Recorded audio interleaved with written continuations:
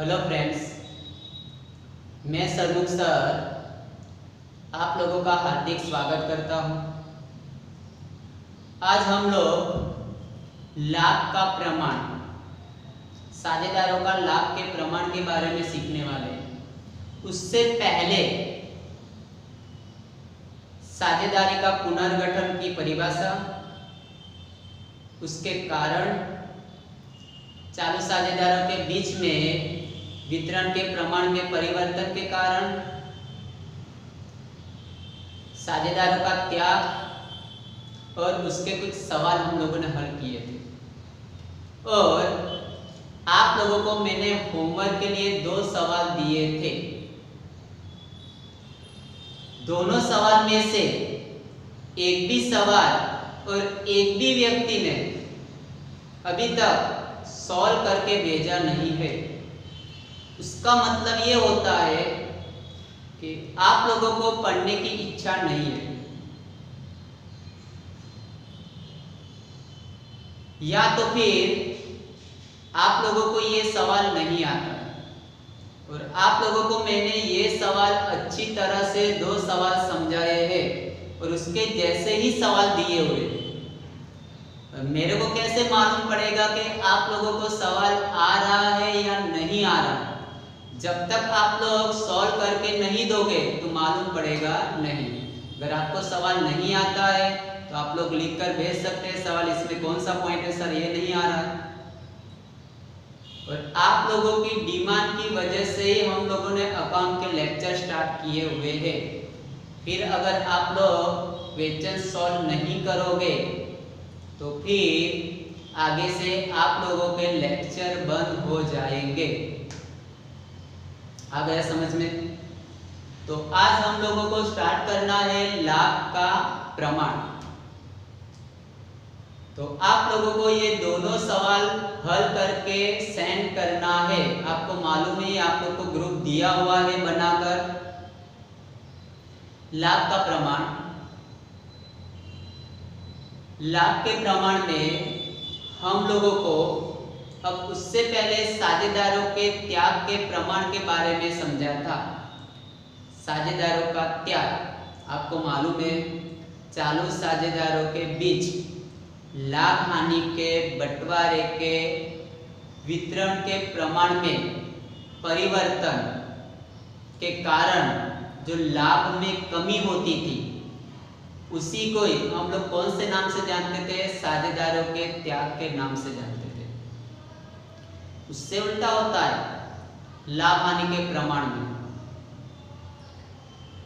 साझेदारों को, चालू साझेदारों के बीच में लाभ हानि के बंटवारे के प्रमाण में जो परिवर्तन होता है, अब परिवर्तन के कारण कुछ साझेदारों का लाभ में वृद्धि होती है और जो लाभ में वृद्धि होती है उसी को हम लोग कौन से नाम से जानते हैं? लाभ के प्रमाण के नाम से जानते हैं। जब साझेदारों में कमी होती है तो उसे हम लोग त्याग बोलते हैं, जब वृद्धि होती है तो उसे हम लोग लाभ का प्रमाण के नाम से जानते हैं। तो आपको दोनों के बीच में समझ आ गए। आज हम लोग उसका लाभ का प्रमाण का सवाल स्टार्ट करेंगे। सवाल नंबर आप लोग को दिया हुआ है 7वां। दीपक, नीलेश और प्रतीक एक पेड़ के साझेदार है। 3 साझेदार हम लोग को दिए हुए हैं। उनके लाभ हानि वितरण का प्रमाण 1, 2, 3 है। 1:2:3 है। जो प्रमाण बदलकर भविष्य के लिए क्रमशः 2, 2, 1 करने का निश्चित किया हुआ है। मतलब भविष्य में बदलकर कितना निश्चित किया हुआ है? 2, 2। देखो पहले पुराना था, अब बदलकर शब्द आया तो वो नया अनुपात होगा। और आपके सवाल में बोला है लाभ कितना मिलेगा, तो यहाँ पर लाभ की गणना करने बोली है। सबसे पहले हम लोगों को इसका फॉर्मूला लिख देते हैं। साझेदारों का लाभ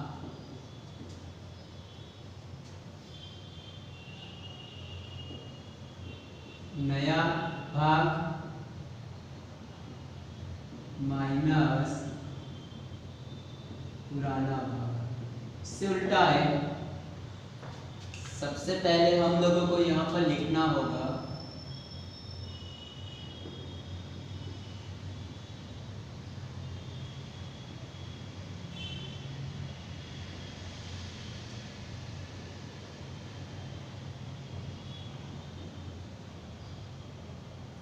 क्या क्या नाम दिया हुआ है? दीपक, दीपक, नीलेश और प्रतीक।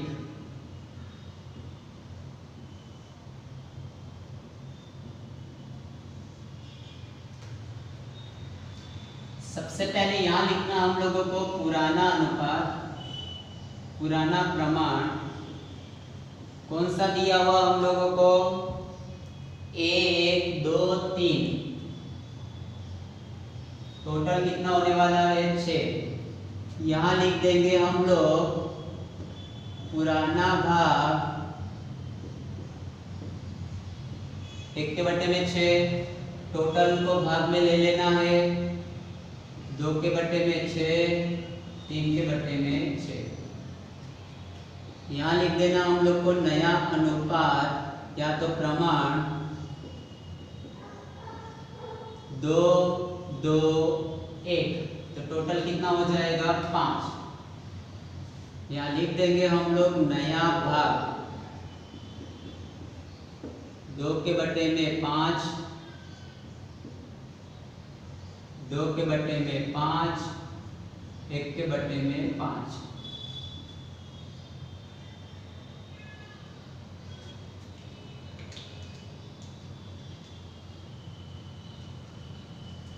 फॉर्मूला लिख देते हम लोग, साझेदारों का लाभ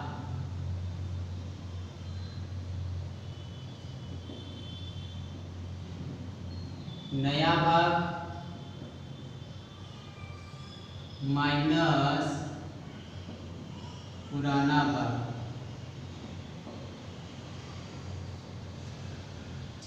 सबसे पहले किसका निकालेंगे हम लोग? नाम क्या दिया हुआ है? दीपक का।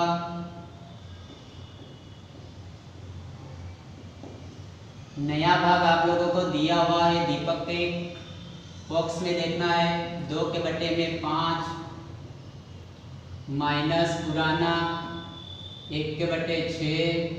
तिर्या गुणा आता है उसके साथ गुणा करो 12 माइनस 5/30। तो यहाँ आ जाएगा 7/30। अब यहाँ उल्टा याद रखना, अगर प्लस में आंसर आया तो उसको वृद्धि हुई है, इसीलिए यहाँ हम लोग लिख देंगे लाभ।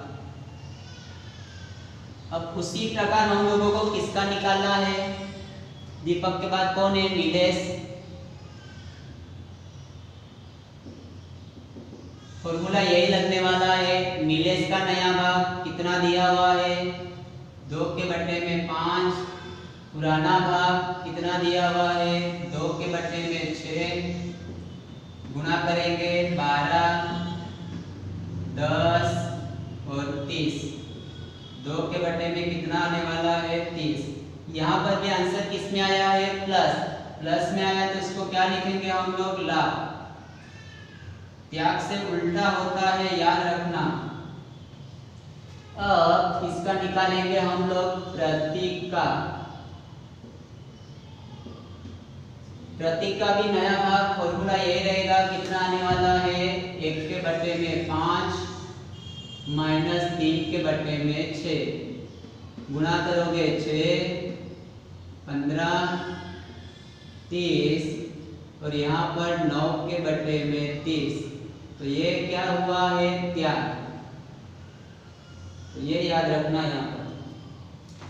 जो प्लस में आता है लाभ के प्रमाण में, उसको हम लोग लाभ के नाम से जानते हैं। जो माइनस में आता है उसको कौन से नाम से जानते हैं? त्याग। क्योंकि लाभ में वृद्धि होती है। किसमें वृद्धि होती है? लाभ में।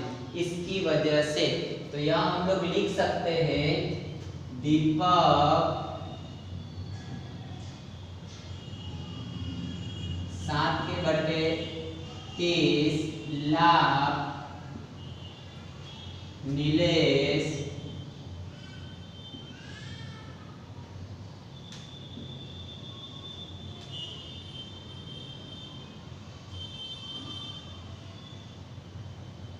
2/30 लाभ, जबकि प्रतीक ने 9 के बटे 30 का त्याग किया है। ये लास्ट में आप लोगों को लिखना है। तो आप लोगों को सवाल समझ में आ गया होगा। जो मैंने आप लोगों को होमवर्क के लिए 2 सवाल दिए हुए हैं उसको आप लोगों को सॉल्व करके भेजना है। अगर आपको सवाल नहीं आ रहा है तो आप लोग स्कूल में आकर भी पूछ सकते हो, सर ये सवाल कैसे है, यहाँ कैसे आंसर है। ओके, ये आप लोग लिख लें। Thank you.